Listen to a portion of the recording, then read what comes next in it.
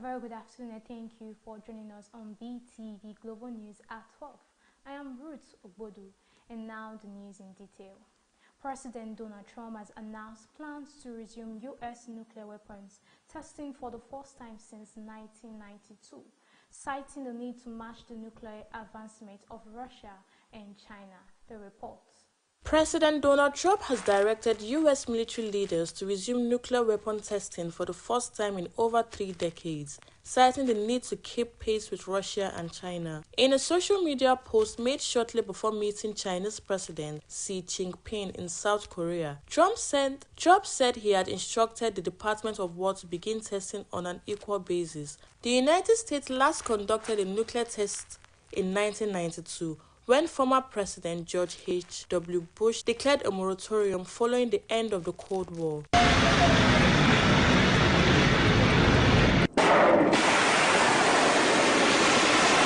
The move marks a dramatic shift in long-standing U.S. policy and comes just days after Trump criticized Russia for testing a nuclear-powered missile with an alleged unlimited range. While providing no details on the scope or location of the upcoming test, Trump emphasized the tremendous destructive power of nuclear weapons, warning that China's nuclear program could rival America's within 5 years. His announcement appeared as he traveled aboard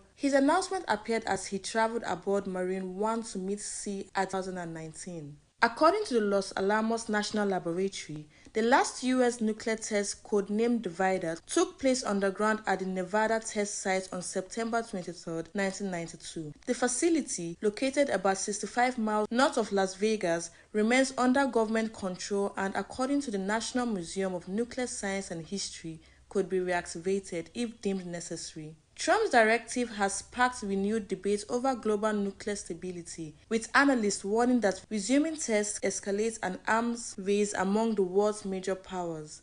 Zainab Mohammed, reporting for BeeTv News. Hurricane Melissa has continued its devastating sweep across the Caribbean, devastating homes and infrastructures, flooding neighborhoods and leaving dozens dead. The impact in Jamaica was clearer on Wednesday after the island nation was targeted squarely by the Category 5 monster, one of the most powerful hurricanes ever measured in the region. At least 5 people have been confirmed dead there, the report. At least another 20 died during the flooding in Haiti as Melissa, now a Category 2 storm, tears through the region. In Jamaica, people remain stranded on roofs and without power. Prime Minister Andrew Holness noted the total devastation across the island nation. He added that 80 to 90% of roofs were destroyed, along with hospitals, libraries, police stations, port houses, and other urban infrastructure. King Charles, who is the head of state in Jamaica, said in a statement that he is deeply concerned and profoundly saddened at the damage caused by Melissa in Jamaica and across the Caribbean. He said the most dreadful of record-breaking storms reminds them of the increasingly urgent need to restore the balance and harmony of nature for the sake of all those whose lives and livelihood may have been shattered by the heartbreaking disaster. From Jamaica, where the storm also caused mudslides and palm trees to be tossed like toothpicks, Melissa moved north to Cuba as a Category 3 storm, bringing 115 mph winds and heavy rain and battering the southeast of the island. Rovia Mesa Rodriguez, a video maker who lives in Santiago de Cuba, called the storm terrifying and described it sounding like a tornado. Cuba President Miguel Diaz-Canel asked residents to not let their guard down and said that the country prepared for a worst-case scenario, which helped his response. On Wednesday night, the storm was 105 miles, 170 kilometers from the central Bahamas and expected to reach the Bahamas region overnight. Hurricane Melissa was moving northeast Crane Road area. She lost the entire concrete structure and everything in it. In Haiti, at least 20 people, including 10 children, died in river floods, local authorities told AFP news agency. The island, which the country shares with the Dominican Republic, was struck by catastrophic flash flooding and landslides, which forced 3,000 people into shelters. The U.S. is sending a disaster response team to Jamaica to assess the scale of need in the hurricane aftermath. Formal requests for help came from Haiti and the Bahamas, according to senior State Department officials. The assistance comes in the wake of the Trump administration administration's closure of the United States Agency for International Development, USAID, which was the world's biggest aid agency amid cuts to foreign assistance by billions of dollars. Melissa is not expected to make landfall in North America, but will still be a formidable extratropical cyclone when it nears St. John's, Newfoundland in the Darfur region and was captured by the RSF on Sunday after an 18-month siege marked by starvation and heavy bombardment. Since the conflict erupted in April 2023, the RSF and allied Arab militia in Darfur have been accused of targeting people from non-Arab ethnic groups, allegations the RSF denies. With the fall of El Fasher, the UN activists and aid agencies have expressed fear over the fate of the estimated 250,000 people trapped in the city, many from non-Arab communities. A communications blackout has made it difficult to confirm what is happening. With the difficulties in getting reports from the ground, aid agency says the full scale of the devastation in and around El Fasher is only beginning to emerge. Some people have managed to make the dangerous journey to the Tanzania's authorities have imposed a curfew in Dar es Salaam, the nation's biggest city, following violent clashes between the police and protesters on election day. Sources at the city Muhimbili Hospital told the BBC they have seen an influx of wounded patients as Tanzania's voters voted in presidential and parliamentary elections. The report. The poll is expected to be a shoe-in for President Samia Suluhu and her ruling party, as the main opposition leader is in jail on treason charges, which he denies, and his party has boycotted the vote. The protesters, who want electoral reforms and free political activity, set fire to vehicles and caused extensive damage to public infrastructure. Tanzania's chief of police, Camelius Wambura, declared the curfew would start at 6 o'clock local time and urged people to stay indoors. He did not say when the restrictions will be lifted. Dar es Salaam Regional Commissioner Alfred Chalamila had earlier warned that the government would take strong action against those disrupting peace in the city.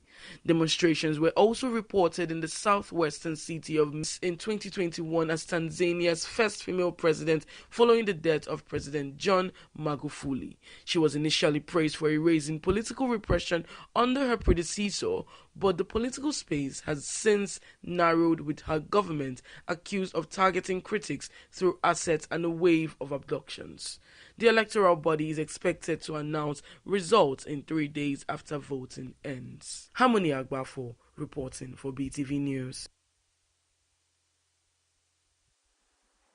Former Illinois Sheriff's Deputy Sean Grayson has been found guilty of second-degree murder in the fatal shooting of 36-year-old Sonia Massey, a mother of two who called 911 about a suspected intruder at her Springfield home in July 2024. Body cam footage showed Grayson threatening to shoot Massey before firing 3 times as she apologized and ducked, killing her instantly. Prosecutor said the officer snapped and acted like a bully, while the defense argued he failed being attacked while boiling water. The case, which reignited debate over police brutality, led to a $10 million settlement for Massey's family. Grayson, who was fired after the incident, faces up to 20 years in prison and will be sentenced on January 29.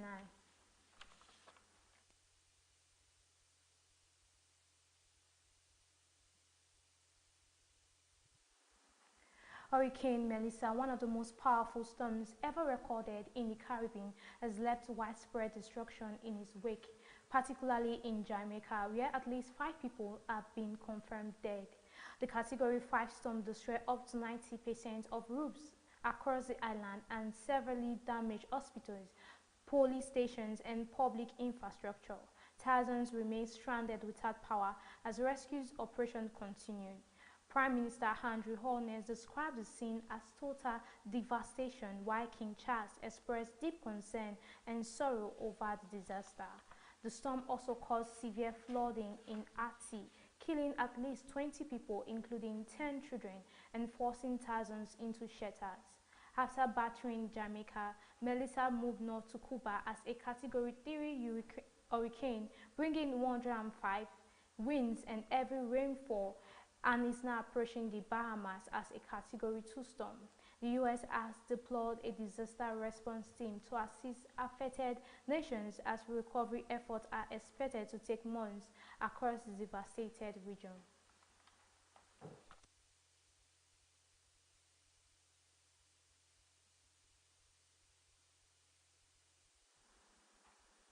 In Ondo State, key players from the Southwest have called for stronger collaboration among governors in the region to accelerate development and enhance economic integration. They made the call at the Southwest Leaders Dialogue organized by the Development Agenda for Western Nigeria Commission in Akure. The report. It was a convergence of political leaders, state governors, serving ministers, heads of agencies, traditional rulers, and members of the Pan-Yoruba socio-political group, Afenifere. In his opening remark, Governor Lucky Ayeditawa said the dialogue offers an opportunity for the region to strengthen cooperation and promote inclusive economic development. As we do this, we must remember our president, what he stands for, because he's our own son from Southwest region of Nigeria.